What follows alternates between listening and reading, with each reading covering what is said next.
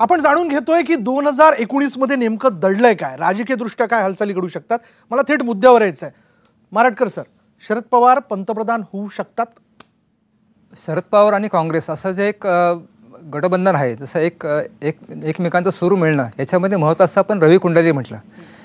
शरद पवारांचा रवी वृश्चिक राशीत, काँग्रेसचा रवी वृश्चिक राशीत, सोनिया गांधीचा रवी वृश्चिक राशीत, म्हणून त्यांचं कॉम्बिनेशन हे अतूट आहे. त्या ते सपोर्ट केला तर काँग्रेसलाच करतील असं आहे नक्की. आता याच्यामध्ये जसं मगाशी सांगितलं की गुरुचा पोझिशन महत्त्वाची, तर गुरु आता वृश्चिक राशीतून चालल्यामुळे त्यांना महत्त्व नक्की येणार आहे. जसं आता हे म्हणले सर म्हणले, त्यांचं एकत्र करण्याला, जुन्या लोकांना एकत्र करण्याला त्यांची भूमिका खूप महत्त्वाची असणार आहे. त्यामुळे आघाडीचे एक चांगली संख्या निर्माण करणारा तो योग आपल्याला म्हणता येईल. आता याच्यामध्ये प्रॉब्लेम काय येतो माझ्या दृष्टीने, तर काँग्रेस आणि आघाडी यांची जागा वाढणार हे नक्की. ते त्यांना चांगली टक्कर देतील NDAला. परंतु ह्या वृश्चिक रवीच्या अष्टमात ग्रहणं होणार आहेत. मी आता जी मार्च नंतरची ग्रहणं आहेत ही वृश्चिक रवीकडनं 8व्या स्थानात होत असल्यामुळं त्यांना अपेक्षित यश मिळणार नाही. मी त्यांचं त्या ठिकाणी गठबंधन हे अतुल्य असणार आहे की त्यांना मॅक्झिमम सक्सेस मिळेल. म्हणजे जवळपास ते त्याच्या जातील. मी 200पर्यंत आघाडी जायला हरकत नाही. पण सिंगल लार्जेस्ट पार्टी म्हणून तुम्हाला शेवटी भाजपाला पुढं करावं लागेल आणि ते मग त्यांचं जे काय त्याच्यामधलं कौशल्य आहे त्याचा वापर करून ते पुन्हा NDAचं सरकार स्थापन होऊ शकतं. म्हणजे योग दिसतोय नाही दिसतोय? शरद पवारांना पंतप्रधान होण्याचा योग नाही, कारण त्यांच्यामध्ये आणखीन एक योग असा आहे, रवी वृश्चिक राशीत, मेष रास आहे त्यांची, गुरु शनी मेष राशीत असल्यामुळं त्यांचं रवी आणि शनी सराष्टक योग आहे. त्या त्यांना मोठ्या पदावरती जाता आलं नाही. त्यांनी फक्त राज्यापुरतच त्यांना प्रभाव मिळाला. आता ते मोठी भूमिका बजावतील.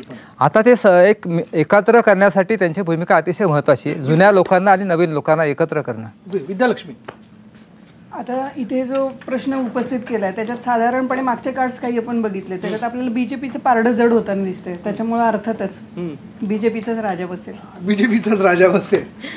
मला असं वाटतं की शरद पवार यांची पत्रिका खरंच उत्कृष्ट आहे, चाणक्य आहेत, बुद्धिवंत आहे.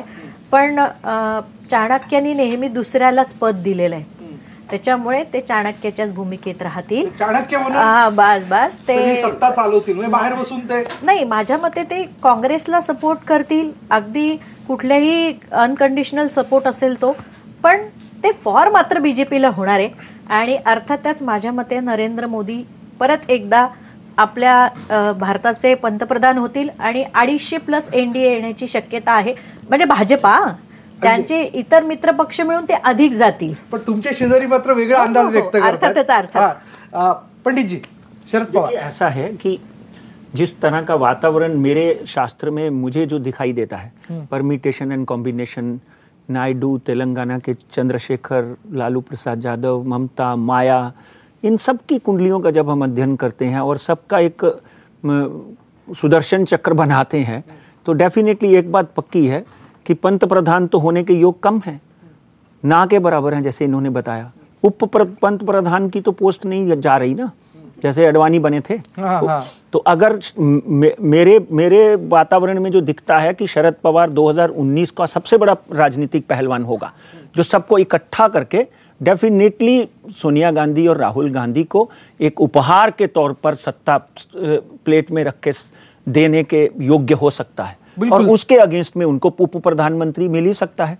देखिए, उनकी दिल की इच्छा है, शनि जाते हुए पूरी कर सकता है. जाने से पहले अगली सरकार जो बनेगी, एक और सुन लीजिए, इनकी बात मान लेते हैं कि बीजेपी की बनेगी, मेरी मान लेते हैं कांग्रेस की, या तीसरे संगठन की कांग्रेस नेतृत्व में बनेगी. जो भी सरकार बनेगी उसकी लाइफ बहुत कम होगी. चला बघूयात या आखाड्यामध्ये कोण कोणाला आसमान दाखवतंय. पण यामध्ये एका खेळाडूबद्दल बोललं पाहिजे, ते म्हणजे आपले नागपूरचे नितीन गडकरी. अगदी त्याच्यावर आपण प्रकाश जोड टाकूयात. तुमचा काय अंदाज आहे? यंदा त्यांनी असं म्हटलंय की मला पंतप्रधान पदाची अपेक्षा नाही, मी ज्या पदावरती आहे, जे खातं माझ्याकडे त्यात मी समाधानी आहे. तर त्यांचा जर आपण विचार केला तर वृषभ रवीची पत्रिका आहे, बरोबर, नितीन गडकरी. तर त्या पत्रिकेमध्ये आता सध्या शनी 8व्या स्थानात आहे. तर तो तेवढा त्यांना आता लगेच काय फायदा दिला असं वाटत नाही. मग त्यांचा मेष रास आणि वृषभ रवी असं ते कॉम्बिनेशन आहे. तर शनी जोपर्यंत 8व्या स्थानात आहे, म्हणजे आपण म्हणू की जानेवारी 2020पर्यंत त्यांना खूप मोठी संधी मिळेल असं वाटत नाही.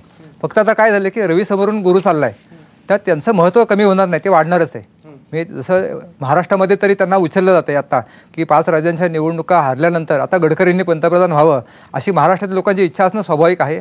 इव्हन RSSचा पण त्यांना खूप मोठा सपोर्ट आहे. परंतु नरेंद्र मोदी असताना त्यांना संधी मिळेल असं वाटत नाही. भविष्यामध्ये जेव्हा शनी मकर राशीमध्ये जाईल तेव्हा त्यांना अनुकूल परिस्थिती निर्माण होऊ शकते, पण त्याला खूप वेळ आहे.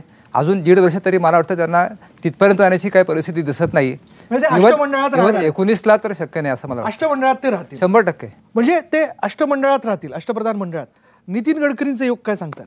जसं सरांनी सांगितलं, मारटकर सरांनी, त्याच पद्धतीचे कार्ड्स आहेत, म्हणजे थोडेसे नकारात्मक आहेत, तर ते काही पुढच्या स्टेजला जातील असं शाश्वती कमी आहे. त्या पदावरती स्टेबल राहतील. अगदी. प्रीती, मला असं वाटतं की त्यांचं महत्त्व खूप वाढणार आहे, पण ऑगस्ट नंतर मी असं म्हणेन की प्रकृतीकडे अधिक त्यांनी लक्ष दिलं पाहिजे. म्हणजे आतापासूनच लक्ष दिलं तर जे काही ऑगस्ट नंतर, सप्टेंबर नंतर त्यांना प्रकृती बाबतीत थोडेसे त्रास होणार आहेत, तर ते गडकरींच्या संदर्भात तर ते त्रास त्यांना होणार नाही आणि पंतप्रधान होतील असं मला वाटत नाही. मोठं खातं मिळेल त्यांना आत्ता जे आहे एक तर त्याच्यात, किंवा गृहमंत्रीपद वगैरे असं मोठं त्यांच्याकडे जबाबदारी येईल.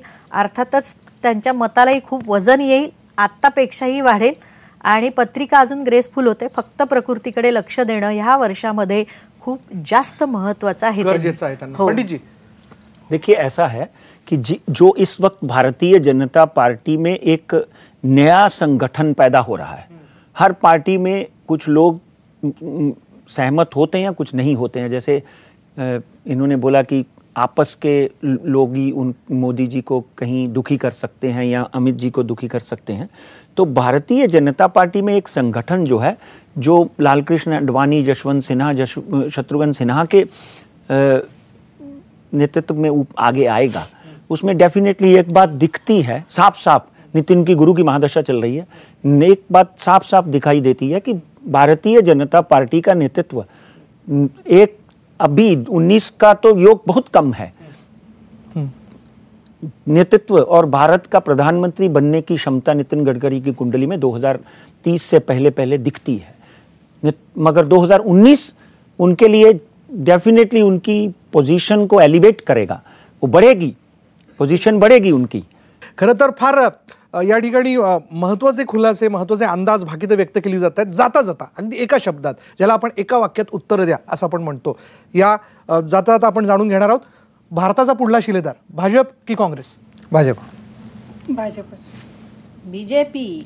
पंडित जी, एक ऐसा संगठन जिसको कांग्रेस नेतृत्व करेगी. हे त्यांनी फार अगदी छान पद्धतीने त्यांच्या स्टाईलमध्ये उत्तर दिलेलं आहे. आता बघायचं की येणाऱ्या काळामध्ये नेमकं काय घडतंय, या राजकीय आखाड्यात कोण बाजी मारून जातोय. हे अंदाज आहे, हे भाकीत आहे, ही ग्रहांची गणित आहेत. हे देखील महत्त्वाचं आहे याच्या पुढे जाऊन की जनता जनार्दन यामध्ये कोणाचं भाग्य कशा पद्धतीने त्यांच्या मतदानातनं घडवत आहे.